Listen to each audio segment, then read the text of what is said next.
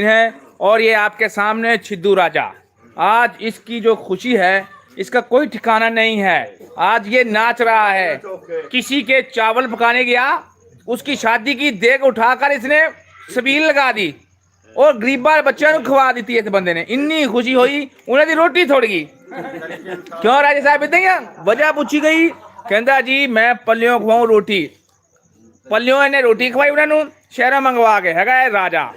माशाअल्लाह बहुत चंगा पकाउंदा। तहरीक इंसाफ दी जितन दी खुशी दे विच, जितन दी खुशी दे विच इस राजे ने अज अन्नी पा दी।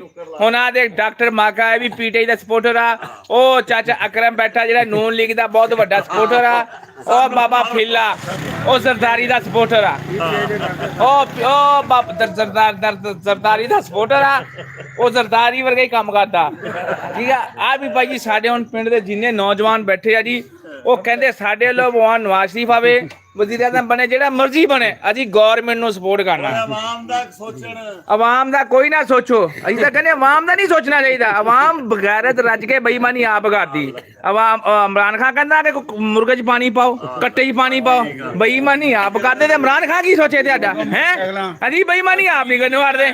कट्टे मुर्गे वाले पासे आ गया हुण इमरान खान कहता चीनी स्टॉक करो हैं इमरान खान कहता बेईमान रेट ते बेचदे हैं। अजी 90 रुपये ले ला जिन्नी मर्जी चीनी हो डिस्काउंट कर दी 60 रुपये जाके और यूटिलिटी तो ले जाके अई तक दे के तक्के लावांगे अजी डिस्काउंट। इमरान खान दे जितने दी खुशी दे विच डिस्काउंट ला दित्ती है जी। घ्यो 220 कर दिता, 220 रुपये किलो कर दिता घ्यो। 10 लाभदा पिया तू 20 कर जाके अल्लाह दा बंदा को 70 लाभदा, 170 ले जाके यूटिलिटी स्टोर तो अल्लाह। अजी आ देख बच्चे किन्ने खुश, अब बच्चे किन्ने खुश आ देख, और निक्कू किन्ना खुश, डॉक्टर किन्ना खुश, आ छिद्दू किन्ना खुश। देख छिद्दू राजा आ नाल चौधरी कम्मा आ गया, आ देख कम्मा सेठ आ गया, आ देख किन्ने खुश लोग। और देख असल पीटीआई का सपोर्टर उठा बाबा कूला, वो घरे चला हुण कोई देखू कोई चीज कोई ढेला धुला लभ के वंडन लई कोई चीज वंडू, हुण जलेबियां जलूबियां लैन चला। बहुत खुशी हुई आ। देखो ये साडे पिंड वाले जी गवर्नमेंट दे नाल आ। ये मेरा ताया वा दुआ करदा रोज के मुर्गा सस्ता होवे, अवाम गरीब अवाम दी सूरत वास्ते।